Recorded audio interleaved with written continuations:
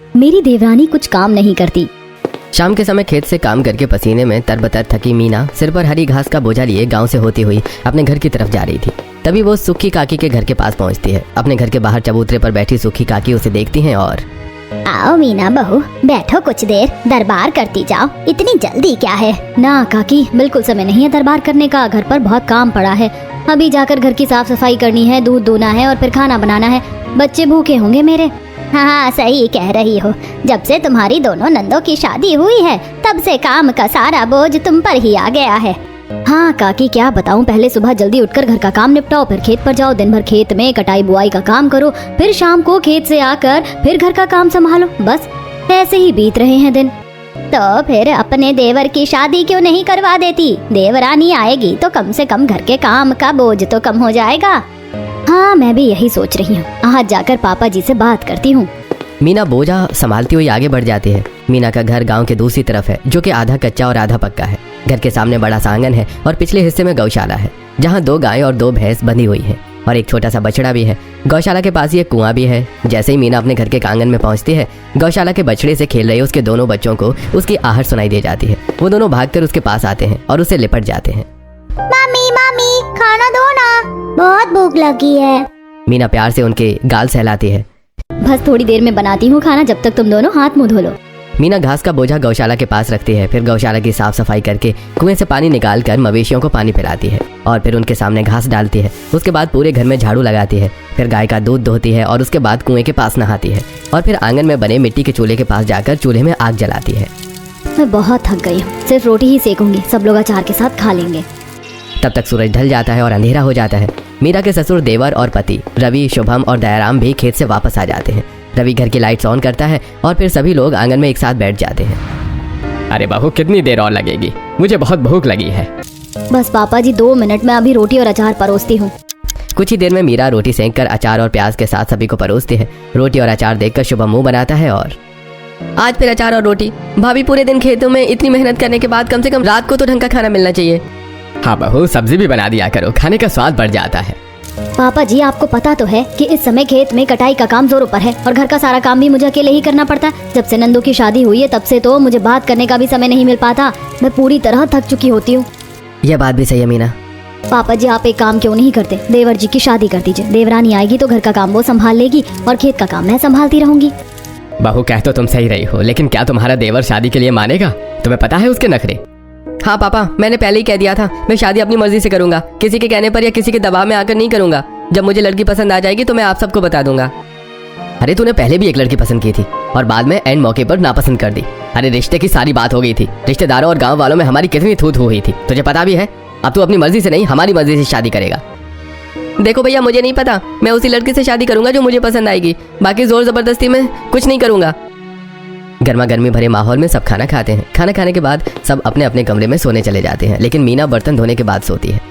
शादियों का सीजन था और दयाराम जी को बहुत सारे कार्ड्स आए हुए थे, जिनमें से ज्यादातर निमंत्रण शुभम ने पूरे किए। एक सुबह शादी से लौटने के बाद शुभम के चेहरे पर खुशी अलग ही झलक रही थी। वो आंगन में बैठे गुड़ चना खा रहे दयाराम के पास जाता है और पापा, मुझे आपको एक बात बतानी है। हाँ बता, क्या बात है और तू इतना खुश क्यों है? मुझे एक लड़की पसंद आ गई है, मैं उससे शादी करना चाहता हूँ। ऐसे कैसे तेरी शादी किसी भी लड़की से कर दे? देख तो रहा है आजकल का माहौल कैसा है। मैं नहीं जानता, मैं उसी से शादी करूंगा। उन दोनों की बात सुनकर दौड़ी दौड़ी मीना उनके पास आती है और ससुर जी, आप क्यों रोकते हैं देवर जी को? करने दीजिए उनके मन की। और वैसे भी उन्हें और देवरानी जी को साथ में रहना है तो देवर जी को पूरा हक है अपनी जीवन संगिनी चुनने का। अरे लेकिन बहू, मैं ऐसे कैसे हाँ कह दूं? पहले भी इसने ऐसे ही किया था और बाद में मुकर गया था। पापा जी, हो जाती हैं गलतियाँ, जरूरी थोड़ी है कि देवर जी से एक बार जो गलती हुई है वही गलती दोबारा होगी। उन्होंने अगर इतना बड़ा फैसला दोबारा लिया है तो कुछ सोच समझ कर ही लिया होगा और जरूर मेरी देवरानी में कुछ खास होगा जो उन्होंने मेरे देवर जी का दिल चुराया है। मीना के समझाने पर और शुभम की जिद के आगे दयाराम को झुकना पड़ता है और वो शादी के लिए मान जाता है। 20 दिन के अंदर अंदर ही शुभम की शादी आरती से हो जाती है और वो मीना को देवरानी बनकर उसके घर में आ जाती है। मीना पूरी खुशी से आरती का गृह प्रवेश करवाती है और उसके मुंह दिखाई की रस्म के लिए उसी दिन वो खुद गांव में सबको न्योता देने भी जाती है। मीना सुखी काकी के घर भी जाती है। सुखी काकी, शाम को मेरी देवरानी की मुंह दिखाई है, आपको जरूर आना है। गांव में पहली बार किसी जेठानी को अपनी देवरानी के आने पर इतना खुश होते देखा है। भगवान करे तेरी देवरानी भी इतनी अच्छी हो, उसे भी जेठानी मिलने पर तेरे जितनी ही खुशी हो। भगवान करे ऐसा ही हो काकी। गांव की औरतों को न्योता देने के बाद मीना घर चली जाती है और अपनी देवरानी की मुंह दिखाई की तैयारी में लग जाती है। सूरज ढलते ही मीना का घर रोशनी से जगमगा जाता है और एक एक करके गांव की औरतें आने लगती हैं। वो सभी आरती का मुंह देखती हैं और बहू तो बहुत अच्छी है। बहू, अपनी जेठानी के साथ मिलकर ये घर संभालना। हमने तुम्हारे ससुराल वालों के बुरे से बुरे दिन भी देखे हैं। ऐसी गरीबी भी देखी है कि जब इनके पास खाने को 2 वक्त की रोटी नहीं होती थी। फिर तुम्हारी सास का देहांत हो गया, उसके बाद आनन पानन में तुम्हारी जेठ की शादी हो गई। फिर तुम्हारी जेठानी ने अपनी समझदारी से ये घर संभाला। आरती बहू, अब तुम्हें भी यही जिम्मेदारी उठानी है, समझदार बनना है और अपनी जेठानी के साथ मिलकर ये घर संभालना है, लोगों की बातों में नहीं आना। अब मुंह दिखाई की रस्म पूरी होते ही गांव की सभी औरतें अपने अपने घर चली जाती हैं और शादी में आई मीना की दोनों नंदें बबली और रीना आरती को अपने कमरे में ले जाती हैं। उनके बीच क्या बात हुई ये मीना को पता नहीं चलता। अगली सुबह मीना हमेशा की तरह जल्दी उठती है, घर के सारे काम करती है और फिर खेत जाने की तैयारी करती है। तभी उसे ध्यान आता है अभी तक देवरानी जी उठी नहीं। मीना अपने देवर के कमरे के पास जाती है और देखती है कि दरवाजा अंदर से बंद है। मीना दरवाजा खटखटाती है और अरे देवर जी, देवरानी जी, उठो, आज उठना नहीं है क्या? देखो सुबह के 9 बज गए हैं, मैं खेत जा रही हूँ। देवरानी जी तुम घर का काम संभालना। मीना की आवाज सुनकर आरती कमरे से बाहर निकलती है और एकदम से मीना को घूर कर देखती है। क्या हुआ देवरानी जी, ऐसे क्यों देख रही हो? कुछ नहीं जेठानी जी, आप जाओ खेत का काम संभालो, मैं घर देख लूंगी। ठीक है देवरानी जी। मीना थोड़ा हैरान होती है पर खुश भी होती है कि चलो अब काम में मदद होगी। मीना खेत चली जाती है। उसके खेत जाने के बाद आरती पूरे घर की साफ सफाई करती है। फिर छोटी सी रसोई में जाकर गैस चूल्हा जलाती है और हलवा बनाने की तैयारी करती है। उधर खेत पहुंचकर मीना मजदूरों के साथ पूरी लगन से टमाटर तोड़ने का काम करने लगती है। वो बहुत खुश थी। मीना आज बहुत खुश दिखाई दे रही हो। अरे खुश क्यों ना हो, इतनी अच्छी देवरानी जो मिली है और अब मीना को थोड़ा आराम भी मिलेगा। हाँ काकी, मैं बहुत खुश हूँ। उस दिन मीना के शरीर में गजब की फुर्ती थी। उसने फटाफट टमाटर तोड़े और दोपहर होते ही अपने हिस्से का काम खत्म करके हरी घास लेकर घर वापस लौट आई। घर पहुंचते ही आंगन में बैठे राहुल और बिट्टी दौड़कर उसके पास जाते हैं और उससे लिपट जाते हैं। मम्मी मम्मी, हमें भी हलवा खाना है। तुम्हें हलवा खाना है? रुको मैं अभी बनाती हूँ। नहीं मम्मी, चाची ने बनाया, चाची से कहो ना हमें भी दे दे। ये सुनकर मीना को हैरानी होती है। बोझा आंगन में रखकर मीना अपनी देवरानी के कमरे में जाती है तो देखती है कि वहाँ उसकी देवरानी और नंदे बैठी आपस में बातें कर रही हैं। लेकिन उसे देखते ही वो तीनों खामोश हो जाती हैं। देवरानी जी, तुमने हलवा बनाया था लेकिन बच्चों को नहीं दिया। हाँ, क्योंकि मैंने थोड़ा सा ही बनाया था जो हम सबने खा लिया। बच्चों को देते देते खत्म हो गया। कोई बात नहीं, मैं फिर से बना देती हूँ। ठीक है छोटी भाभी, अब हम दोनों जाते हैं, बस का टाइम हो गया है। और हाँ, हमने जो तुम्हें समझाया है उस बात पर ध्यान देना। वो दोनों मीना की तरफ देखती भी नहीं है और चली जाती हैं। मीना के मन में कुछ और चल रहा था, इसलिए वो भी ध्यान नहीं देती। हमेशा की तरह मीना पहले गौशाले की साफ सफाई करती है। फिर मवेशियों को चारा पानी देने के बाद नहा धोकर रसोई में जाती है और कढ़ाई ढूंढती है, लेकिन उसे कढ़ाई नहीं मिलती। तो वो अपनी देवरानी के कमरे में जाती है और बिस्तर पर बैठी देवरानी से, देवरानी जी, तुमने कढ़ाई धोकर कहाँ रखी है? मैंने धोई ही नहीं, वो देखो बाहर रखी है। मीना बाहर कुएं के पास देखती है जहाँ कढ़ाई के साथ साथ बहुत सारे झूठे बर्तन रखे थे। अरे देवरानी जी, जब तुमने हलवा बनाया था तो बर्तन भी साफ करके रख देती। कोई बात नहीं, मैं साफ कर दूंगी। मीना कुएं के पास जाकर झूठे बर्तन धोती है और फिर रसोई में आकर हलवा बनाकर बच्चों को खिलाती है। तभी मीना देखती है कि आरती हॉल में रखा दहेज का सामान जैसे वॉशिंग मशीन, टीवी और फ्रिज अपने कमरे में ले जाकर रख देती है। तभी मीना आरती के कमरे में जाती है और देवरानी जी, फ्रिज रसोई में रख दो, सबके काम आएगा। रसोई में जगह ही कहाँ है, इसीलिए मैंने अपने कमरे में रखवा लिया है। वॉशिंग मशीन को तो बाथरूम में रख दो, यहाँ कैसे कपड़े धुलेंगे? बाथरूम में नमी होती है, वॉशिंग मशीन खराब हो जाएगी, इसीलिए मैंने अपने कमरे में रखवा ली है। मीना चुप हो जाती है। तभी आरती आंगन में जाकर आंगन में रखा झाड़ू उठाती है। मीना उसके पास जाती है और उससे झाड़ू ले लेती है। अरे ये क्या कर रही हो तुम? झाड़ू रखो। लोग तुम्हें झाड़ू लगाते हुए देखेंगे तो क्या सोचेंगे कि देवरानी को आए अभी 2 दिन नहीं हुए और जेठानी ने उसे झाड़ू थमा दिया। जेठानी जी, आप गलत समझ रही हो। मैं आंगन में झाड़ू नहीं लगाऊंगी, बल्कि अपने कमरे में लगाऊंगी। आरती मीना के हाथ से झाड़ू लेकर अपने कमरे में चली जाती है। तब तक बाकी घर वाले भी खेत से आ जाते हैं। मीना उन्हें हॉल में खाना परोसने लगती है। आरती कमरे से झाड़ू लगाकर कचरा कमरे के बाहर दरवाजे के पास इकट्ठा कर देती है। कचरे पर मीना की नजर पड़ती है तो वो आरती के कमरे में जाती है और देवरानी जी, तुमने अपने कमरे में झाड़ू लगाया ही था तो कचरा बाहर फेंक देती। हॉल में बैठा खाना खा रहा दयाराम मीना की बात सुनता है और क्या हुआ बहू, तुम अपनी देवरानी से लड़ क्यों रही हो? अरे ससुर जी, मैं कहाँ लड़ रही हूँ, मैं तो बस देवरानी जी को कुछ बता रही हूँ। अरे नहीं बहू है, अगर उसने कचरा बाहर नहीं फेंका तो तुम ही फेंक दो। हाँ ससुर जी, मैं फेंकती हूँ। मीना झाड़ू उठाती है और कचरा घर के बाहर लगा देती है। खाना खाने के बाद मीना झूठे बर्तन ले जाकर कुएं के पास साफ करके उन्हें किचन में रखती है और अपने कमरे में जाकर थोड़ी देर आराम करती है। फिर दोपहर के लगभग 3 बजे खेत जाने की तैयारी करती है। मीना अपनी देवरानी के कमरे के बाहर आती है और देवरानी जी, मैं खेत जा रही हूँ, तब तक तुम घर का पूरा काम कर लेना, जैसे मवेशियों को चारा देना, गौशाला की साफ सफाई करना और खाना बनाने की तैयारी, और बच्चों का भी ख्याल रखना। आरती मीना की बात का जवाब नहीं देती और मीना खेत चली जाती। और जब मीना शाम को खेत से घर वापस लौटती है तो देखती है कि गौशाला वैसी की वैसी गंदी पड़ी है। गाय भैंस भूखे प्यासे हैं, चिल्ला रहे हैं और आंगन में सूखी पत्तियां पड़ी हैं। मीना ये सब देख ही रही होती है कि तभी कमरे से राहुल और बिट्टी भागकर उसके पास आते हैं और उससे लिपट जाते हैं। मम्मी खाना दो ना, बहुत भूख लगी है। क्यों, तुम्हारी चाची ने नहीं दिया? नहीं, चाची तो अपने कमरे से बाहर ही नहीं निकली।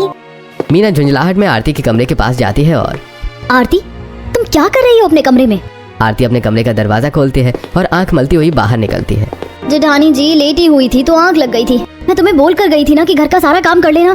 तुमने तो झाड़ू भी नहीं लगाया। देखो मवेशी प्यास और भूख के मारे परेशान हो रहे हैं। तुमने वहाँ की भी साफ सफाई नहीं की और रसोई ऐसी की ऐसी ही पड़ी है, बच्चे भी भूखे हैं। तभी शुभम आ जाता है। भाभी ये क्या बोल रही हो तुम तो ऐसे काम गिना रही हो जैसे कि आरती इस घर की नौकरानी हो। आरती नौकरानी नहीं है, वो भी मेरी तरह इस घर की बहू है, तो उसकी भी मेरी तरह जिम्मेदारी बनती है इस घर के प्रति। बस वही समझा रही थी। ज्यादा समझाने की जरूरत नहीं है, उससे जितना काम होगा उतना करेगी। और अगर आपको घर के काम की इतनी फिक्र है तो खेत से जल्दी आ जाया करो ना और काम कर लिया करो। शुभम की बात सुनकर मीना एकदम शांत हो जाती है, लेकिन उसकी आंखें भर आती हैं। मीना सबसे पहले गौशाला जाकर वहाँ की साफ सफाई करती है, मवेशियों को पानी पिलाती है, फिर चारा डालती है, फिर गाय का दूध धोती है, फिर नहा धोकर आंगन में रखे चूल्हे में आग लगाकर रोटियां सेकने लगती है। लेकिन उसकी देवरानी अपने कमरे से बाहर नहीं निकलती। रोटी सेककर मीना आंगन में बैठे सभी लोगों को अचार के साथ सर्व करती है। शुभम रोटी उठाता है और भाभी आज फिर तुमने अचार रोटी दे दी, कब सुधरोगी आप? अरे बड़ी बहू क्या होता जा रहा है, तुम तो दिन पर दिन काम चोरी करने लगी हो। अरे ससुराल वालों को तो रोटी रोटी बनाकर खिलाती हो और मायके वाले आ जाते हैं तो 56 भोग बनाने लगती हो। मीना चुपचाप उनकी बातें सुनती रहती है, कोई जवाब नहीं देती।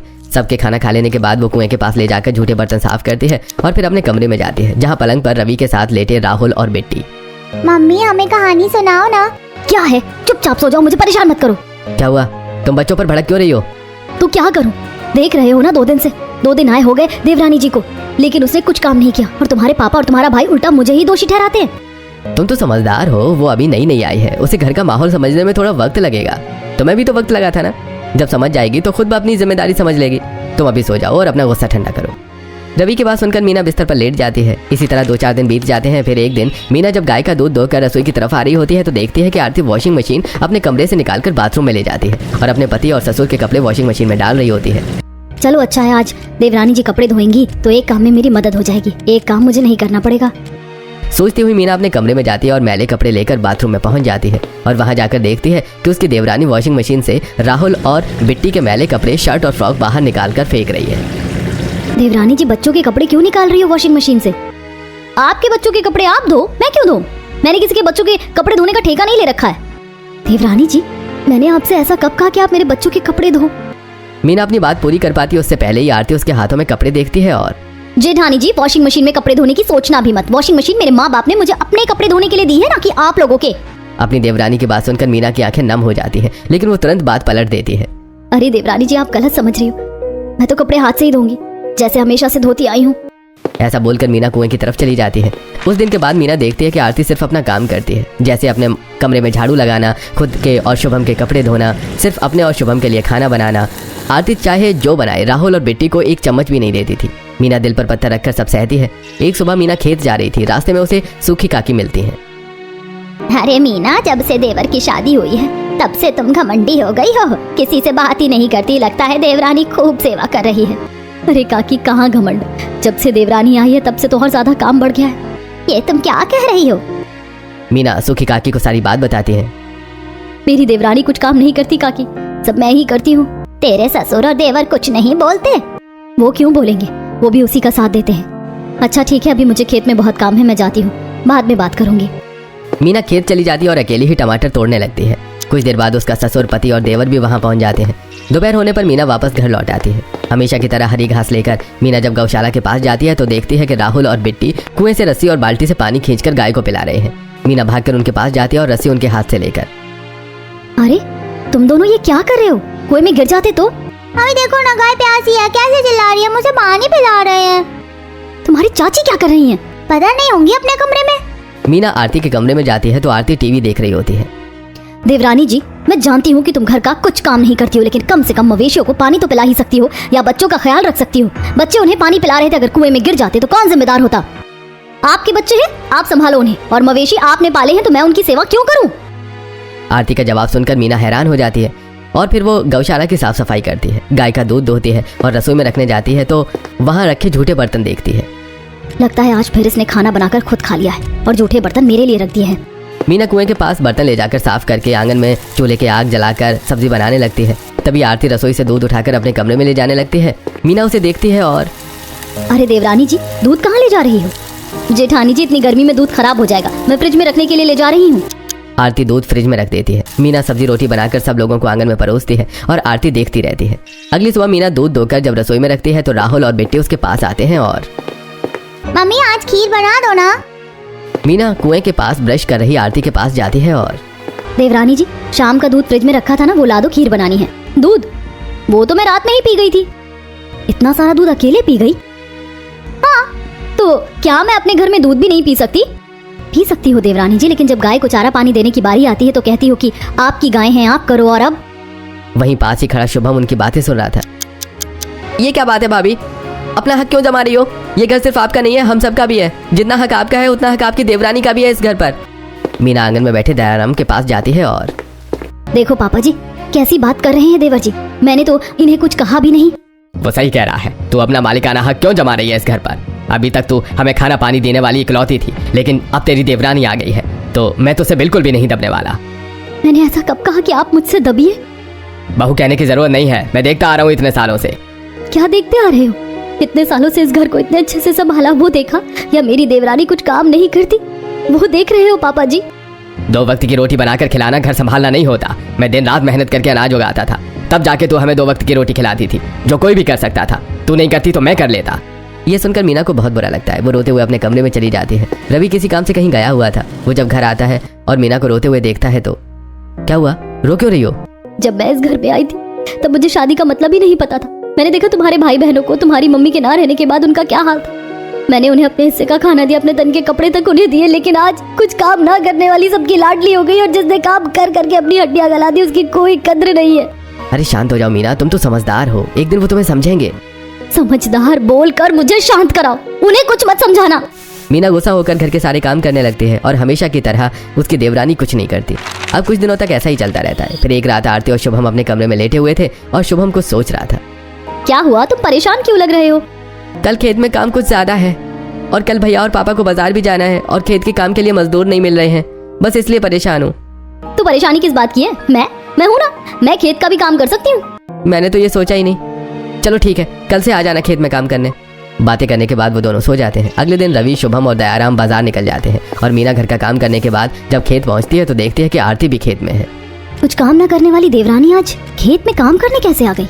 टमाटर तोड़ रही आरती के बगल में मीना भी टमाटर तोड़ने लगती है और जब दोपहर के 12 बज जाते हैं तब मीना आरती के पास जाती है और देवरानी जी, एक काम करो, धूप ज्यादा हो रही है, तुम ज्यादा देर काम ना करो, घर जाकर खाना बना लो। तुम्हारे कहने का मतलब क्या है कि मैं खेत का काम नहीं कर सकती? तुम मुझे कामचोर साबित करना चाहती हो? अरे देवरानी जी, मैंने ऐसा नहीं कहा, मैं तो बस इसलिए बोल रही थी कि तुम घर का काम कर लोगी और मैं खेत का काम। घर के काम की इतनी फिक्र है तो तुम ही घर जाओ और खाना बना लो। अब बात का बतंगड़ ना बन जाए इसलिए मीना काम छोड़कर घर आ जाती है और दोपहर का खाना बनाती है। तब तक तीनों लोग भी बाजार से वापस आ जाते हैं। रवि, राहुल और बिट्टी तो हॉल में खाना खाने के लिए बैठ जाते हैं, लेकिन दयाराम और शुभम के कमरे में होते हैं। तभी मीना उन्हें बुलाने जाती है। खाना बन गया है, आकर खा लीजिए। वो कुछ नहीं बोलते और मीना हॉल में आ जाती है। तब तक रवि और बच्चे खाना शुरू कर देते हैं। अरे रुक जाओ, पापा जी और देवर जी को आ जाने दो। आ जाएंगे, मुझे बहुत भूख लगी है। जब सब खाना खा लेते हैं तो मीना झूठे बर्तन लेकर कुएं के पास जाती है तो देखती है कि गौशाला के पास आरती ईंट के चूल्हे में खाना बना रही है। देवरानी जी, अलग से खाना क्यों बना रही हो? मैंने तो सबके लिए खाना बना लिया है। मुझे अब आपका एहसान नहीं चाहिए। आज से मैं अपना, अपने पति और ससुर जी का खाना अलग बनाऊंगी। उन दोनों की बात सुनकर सभी घर वाले वहाँ आ जाते हैं। ससुर जी सुन रहे हो? देवरानी जी क्या बोल रही हैं? सही बोल रही है, आज से वो अलग खाना बनाएगी और मैं उसके साथ खाऊंगा। मुझे तुम्हारे हाथ का खाना नहीं खाना। ससुर जी, आप देखते हो कि मेरी देवरानी कुछ काम नहीं करती, लेकिन उसे समझाने के बजाय आप उसी का साथ दे रहे हो। हाँ, मैं कुछ काम नहीं करती, आप ही तो मेरा काम करने आती हो ना। बात बढ़ती देखकर रवि मीना को अपने कमरे में ले जाता है। उस दिन के बाद घर में 2 चूल्हे जलने लगते हैं। फिर एक शाम मीना सपना की बेटी सोनम की हल्दी में जाती है, जहाँ गाँव की बहुत सी औरतें मौजूद थीं, सुखी ताई भी। मीना सोनम को हल्दी लगाकर घर वापस लौटने ही वाली थी कि तभी गाँव की औरतें और सुखी काकी उसे टोकती हैं। अरे रुको, इतनी जल्दी कहाँ जा रही हो? अरे काकी, अभी घर पर बहुत सारा काम पड़ा हुआ है और सुबह जल्दी खेत भी जाना होता है। तुम्हारी देवरानी है ना, वो कर लेगी काम। अब आपको मैं क्या ही बताऊं, मेरी देवरानी कुछ काम नहीं करती, मुझे ही सारा काम करना पड़ता है। मीना उन्हें सारी बात बताती है। तो तुम्हारे ससुर कुछ नहीं बोलते? उन्होंने ही तो उसे बढ़ावा दिया है। अब मैं क्या ही बोलूं तुम्हारे घर के मामले में। ठीक है काकी, अब मैं चलती हूँ। मीना की बातें वो औरतें भी सुनती हैं। मीना अपने घर वापस लौट आती है। विमला आरती के पास जाकर मीना की चुगली कर देती है। अगले दिन दोनों देवरानी जेठानी खेत पहुंचती हैं, जहां मेड़ पर बैठी आरती टमाटर तोड़ रही मीना को सिर्फ घूरती रहती है। क्या हुआ देवरानी जी, आज कुछ नहीं करना क्या? बैठी हो आराम से। आरती कुछ नहीं बोलती और मीना अपना काम करके घर वापस आ जाती है। उसके पीछे पीछे आरती भी घर वापस आ जाती है। घर पहुंचकर सभी काम करने के बाद मीना रसोई में खाना बनाती है और आरती अपने कमरे में चली जाती है। तभी उसका ससुर आता है। अरे छोटे बहू, खाना लगा दो, बहुत भूख लगी है। पापा जी खाना नहीं बनाए। इतनी दोपहर हो गई और खाना अब तक नहीं बना। मेरी जेठानी कहती फिरती है गांव में कि मेरी देवरानी कुछ काम नहीं करती, मेरी देवरानी कुछ काम नहीं करती। तो आज से मैं कुछ भी काम नहीं करूंगी। और हाँ, अब आप मुझे अलग कर दो, मुझे एक में नहीं रहना। हाँ, मैं सही तो बोलती हूँ। तुम करती क्या हो? घर का सारा काम मैं अकेले करती हूँ, तुम सिर्फ अपना काम करती हो। तब तक वहाँ सभी घर वाले इकट्ठा हो जाते हैं। भाभी तुम क्या चाहती हो? जैसे तुमने जिंदगी भर हमसे गुलामी करवाई, अब तुम्हारी देवरानी भी तुम्हारी गुलामी करे। कैसी गुलामी? देवर जी आप ये क्या कह रहे हो? आरती कमरे में जाती है और वहाँ से एक चिट्ठी लाकर आरती के हाथ में थमा देती है। और बचपन से जो कुछ भी तुमने मेरे पति, मेरी नंदो और ससुर के साथ किया है, वो सब मेरे पति ने इस चिट्ठी में लिख रखा है, खुद पढ़ लो। मीना आरती के हाथ से चिट्ठी लेकर जोर जोर से पढ़ने लगती है। मेरी भाभी हम सभी भाई बहनों को मारती हैं, हमें भूखा रखती हैं, नए कपड़े नहीं खरीदती, बात बात पर डांटती हैं, काम करवाती हैं। चिट्ठी पूरी पढ़ते पढ़ते मीना की आंखों से आंसू बहने लगे थे और उसकी जुबान लड़खड़ाने लगी थी। जो बात मेरे पति ने इस चिट्ठी में लिखी है, वही बात मुझे नंदो ने भी बताई है। तो ये सोचे आप भाई बहनों की मेरे बारे में? सोच नहीं, हकीकत है। मैं देखता था कि त्योहार पर बच्चे नए कपड़े पहनते थे, लेकिन हम पुराने फटे कपड़ों में ही त्योहार मनाते थे। देवर जी आपको पता है जब आपकी माँ का देहांत हुआ था तब आप कितने साल के थे? जब मैं इस घर की बहू बनकर आई थी तब मेरी उम्र ज्यादा नहीं थी और इस घर के हालात भी ठीक नहीं थे। फिर भी मैंने आप सबको और इस घर को जैसे तैसे संभाला। घर में कभी चावल खत्म हो जाता था तो कभी दाल तो कभी आटा। फिर भी मैंने अपने हिस्से का खाना भी आपको दिया था, अपने हिस्से के कपड़े भी आपको दिए, और आज आप ऐसी बातें कर रहे हो। बहुत सफाई देने की कोई जरूरत नहीं है। शुभम ने जो कुछ भी लिखा है वो बिल्कुल सही लिखा है और तुम्हारी देवरानी कुछ गलत नहीं कर रही है। उनमें से किसी को भी नहीं पता था सुखी काकी वहाँ आ चुकी हैं और सभी की बातें सुन रही हैं। दयाराम, तुझे शर्म नहीं आई बिल्कुल भी? तू भूल गया होगा अपने बुरे दिन। मैं नहीं भूली।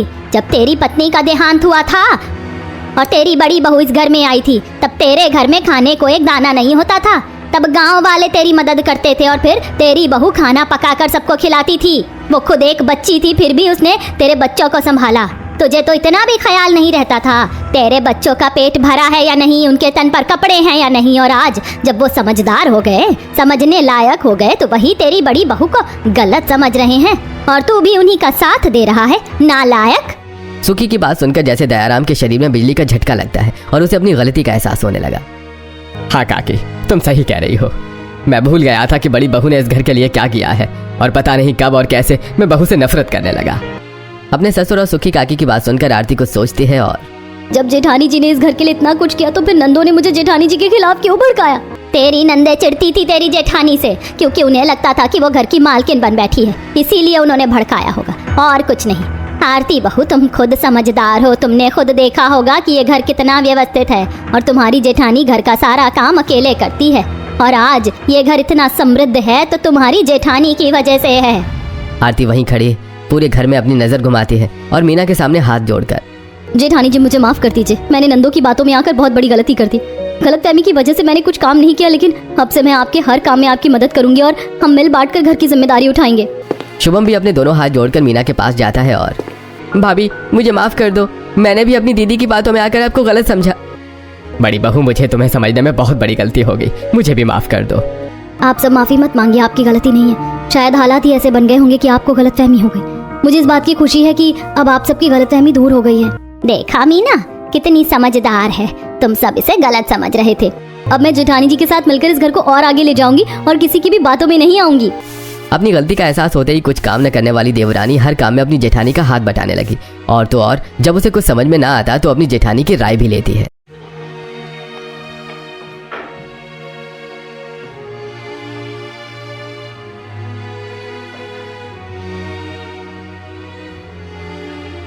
यार भाग।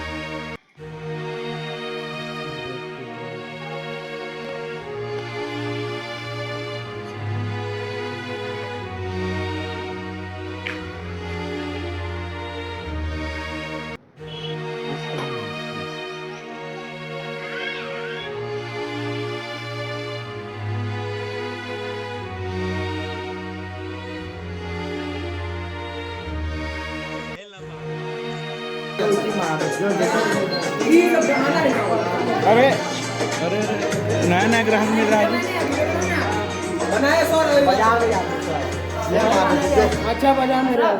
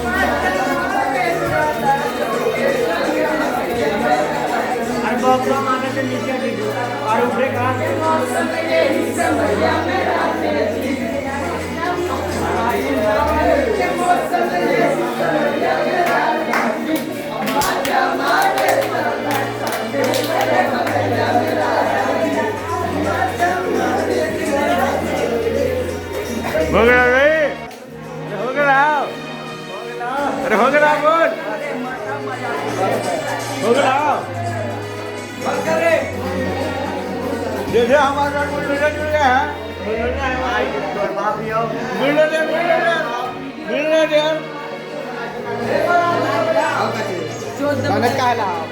बनत कहला